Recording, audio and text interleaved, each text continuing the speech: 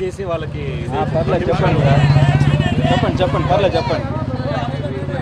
సేపు ఉండే మా వాళ్ళతో మాట్లాడుతున్నాను. పర్లేదు మాట్లాడండి సార్, నేను అట్లా రికార్డ్ చేసుకుంటాను.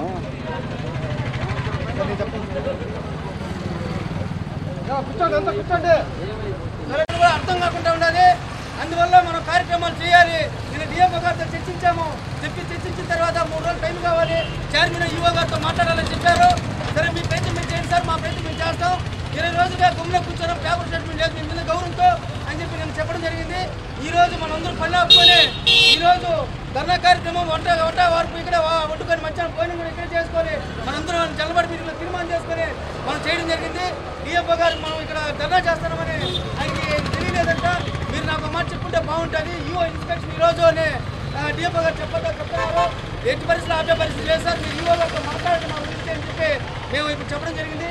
ఆ విషయం కూడా ఈఓ గారితో నేను చర్చిస్తానని సార్ కూడా పోయేటప్పుడు ఒకసారి మాట్లాడేసి పోవాలని చెప్పి డిఎంఓ గారు వచ్చారు. ఆయన విషయాలు చెప్పేసి ఇన్స్పెక్షన్ అర్జెంటుగా పోతారు.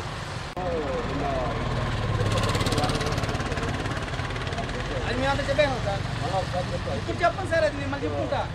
సో ఆల్రెడీ కోర్టు వరకు వెళ్ళొచ్చాము. తర్వాత ఇప్పుడు నిన్న మురళి వాళ్ళు తర్వాత మన యూనియన్స్ అందరూ కూడా వచ్చి మాట్లాడినారు. తర్వాత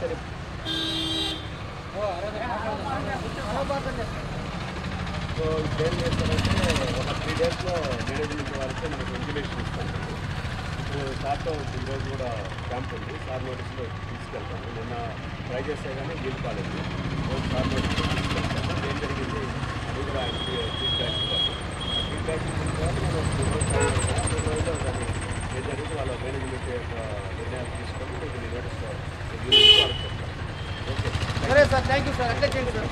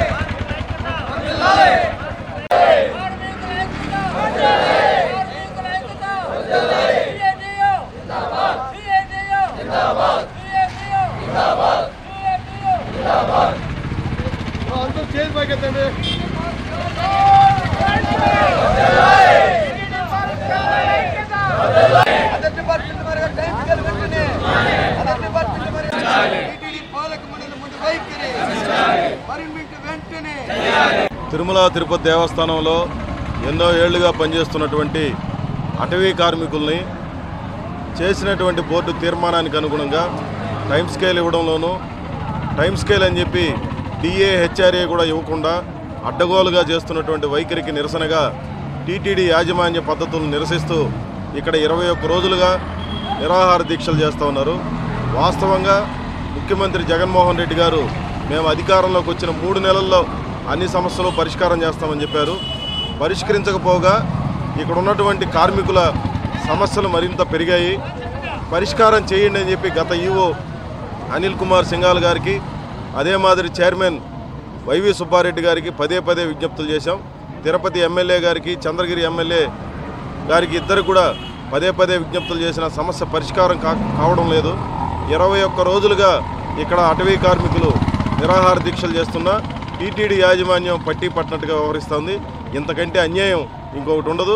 21 రోజులుగా నిరాహార దీక్షలు చేస్తున్నా కూడా పిలిచి ఏం మీ కష్టం అని మాట్లాడకపోవడం చాలా దారుణమైనటువంటిది. అందుకనే ఉద్యమాన్ని మరింత ఉధృతం చేయాలన్నటువంటి ఉద్దేశంతో ఈ రోజు నుంచి వంట వార్పు కార్యక్రమం, కార్యాలయాల దిగ్బంధనం, రకరకాల రూపాల్లో ఈ రోజు నుంచి ఉధృతమైనటువంటి పోరాటంలోకి వెళ్ళబోతున్నాం. ఇప్పటికైనా టీటీడీ యాజమాన్యం స్పందించి ఈ పేద కార్మికులు, అటవీ కార్మికులు అడుగుతున్న న్యాయమైన కోరికల్ని తక్షణం పరిష్కరించాలని చెప్పి సిఐటి తరఫున డిమాండ్ చేస్తా ఉన్నాం. టీటీడీలో ఫారెస్ట్ కార్మికులు తమ ప్రాణాలకు ఒకదించి పని చేసేటువంటి వ్యవస్థ ఇది. గతంలో అనేక మంది నిప్పుల్లో పడి చనిపోవడం జరిగింది, పాము కాట్లకు బలి చనిపోవడం జరిగింది, దొంగ సారా కాచేటువంటి దొండగల చేత బలైపోవడం జరిగింది, ఉన్మాదుల దగ్గర చనిపోవడం జరిగింది. ప్రాణాలకు వెరవకుండా ప్రాణాలను అర్పించి పనిచేసే వ్యవస్థ ఏదైనా ఉందంటే టీటీడీలో ఫారెస్ట్ వ్యవస్థ మాత్రమే. ఇటువంటి ఫారెస్ట్ వ్యవస్థలో 28 ఏళ్ళు దాటిపోతున్నా కూడా కనీస భద్రత కూడా కల్పించకపోవడం అనేది చాలా దుర్మార్గమైన వ్యవహారము. ఇది ప్రజాస్వామ్యంలో జరగాల్సిన తీరు కాదు. ముఖ్యంగా ఆధ్యాత్మిక క్షేత్రమైనటువంటి టీటీడీలు జరగాల్సినటువంటి వ్యవహారం కాదు ఇది. అత్యున్నత న్యాయస్థానం హైకోర్టు ఫారెస్ట్ కార్మికులకు టైం స్కేల్ ఇవ్వమని ఆదేశించడం జరిగింది. అదేవిధంగా బోర్డులో తీర్మానం చేయడం జరిగింది. టైం స్కేల్ అంటేనే DAHRA కలిసి ఉంటుంది అనేది ప్రపంచానికి తెలిసిన సత్యము. కొత్తగా ఏదో ఇంగ్లీష్ పదాలు సృష్టించి స్పష్టంగా అది లేదు ఇది లేదని చెప్పేసి ఉద్దేశపూర్వకంగా జాప్యం చేస్తున్నారు. ఫారెస్ట్ కార్మికుల గోడు మంచిది కాదు. వాళ్ళు ప్రాణాలు తెగించి పనిచేసినటువంటి కార్మికులు వారికి అన్యాయం చేసినట్టయితే వెంకటేశ్వర స్వామి ఈ అధికారులను క్షమించడు. ఏమాత్రం వెంకటేశ్వర స్వామి పైన భక్తి ఉన్నా, విశ్వాసం ఉన్నా, గౌరవం ఉన్నా, ధర్మాన్ని పాటించే వాళ్ళైతే, ధర్మాన్ని రక్షించే వాళ్ళైతే ఖచ్చితంగా వెంటనే స్పందించి ఫారెస్ట్ కార్మికుల యొక్క సమస్యలు పరిష్కారం చేయకపోతే ఏదైతే హైకోర్టు తీర్పు ఇచ్చిందో, ఏదైతే బోర్డు తీర్మానం చేసిందో ఆ మేరకు వెంటనే అమలు చేయబడినట్లయితే ఈ ఉద్యమాన్ని మరింత తీవ్రతరం చేస్తాము. ఇంతకన్నా అన్యాయం ఏంది ఈ ప్రపంచంలో సృష్టిలో ఉండదు. కాబట్టి ఖచ్చితంగా ఏంటంటే ధర్మం రక్ష ధర్మం కోసం మేము తెగించిపోవడానికి సిద్ధంగా ఉన్నామని చెప్పి కూడా హెచ్చరిస్తున్నాం. సురేష్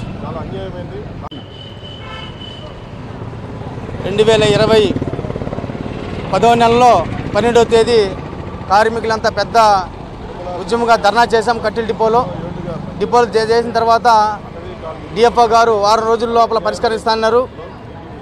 మేము ఎందుకు ధర్నా చేస్తున్నామంటే HRA DA టైం స్కేల్ కావాలని చెప్పి అనేక సంవత్సరాలుగా టీటీడీ మేనేజ్మెంట్ని వేడుకున్నాం. బోర్డులో డిక్లేర్ చేశారు HRA DA టైం స్కేల్ ఇస్తామని చెప్పి. కానీ ఈ పొద్దుటికి కూడా HRA DA టైం స్కేల్ ఇవ్వలేదు. టైం స్కేల్ పే ద్వారా మాకు జీతాలు వస్తున్నాయి. అది కూడా సాలిసారి జీతాలు 11,000 రూపాయలు వస్తున్నాయి. 26,000 రూపాయలు మాకు HRA DAతో కూడా టైం స్కేల్ ఇవ్వాలని చెప్పి పదే వేడుకుంటున్నా ఇంకా నానబెట్టే ధోరణి చేస్తున్నారు. ఇది మంచి పద్ధతి కాదు. ఇప్పటికైనా సరే కార్మికులందరూ కూడా HRA DA టైం స్కేల్ ఇవ్వాలని చెప్పి పదే మేము కోరుకుంటున్నాం. డిఎఫ్ఓ గారు కూడా ఇప్పుడు వచ్చి కూడా చెప్పారు 3 రోజుల్లో పరిష్కరిస్తామని చెప్పి. గతంలో కూడా ధర్నా చేసినప్పుడు 6 రోజులని చెప్పారు. 7 రోజులు అదే పనికి హైదరాబాదు, విజయవాడలో మా సమస్యలు పరిష్కరిస్తామని చెప్పి ఆడే ఉన్నారు. అయినా కానీ పరిష్కారానికి ఏమీ లేదు. మీకు ఏం చేయాలో నాకు అర్థం కాలేదని చెప్పి 8 రోజు వచ్చి చెప్పడం చాలా దారుణమైన విషయము. ఈఓ గారితో కలిసాం, అందరికీ న్యాయం చేస్తానని ఈఓ గారు హామీ ఇచ్చారు. దాని ప్రకారమే డిఎఫ్ఓ గారు కూడా మాకు న్యాయం చేయాలి. బోర్డు తీర్మానం ఏ విధంగా జరిగిందో ఆ విధంగా కార్మికులందరూ కూడా ఇంప్లిమెంట్ చేసేదానికి మీరు ప్రయత్నం చేయాలి. అంతవరకు మేము పోరాటం చేస్తూనే ఉంటాం. ఇంకా లేట్ చేసే కొనికైతే ఇంకా తీవ్ర స్థాయిలో ఉద్యమాన్ని ముందుకు తీసుకుపోయేదాన్ని కూడా ప్రయత్నం చేస్తాం. CIT ఆధ్వర్యంలో అని చెప్పి కూడా తెలియజేసుకుంటున్నాం.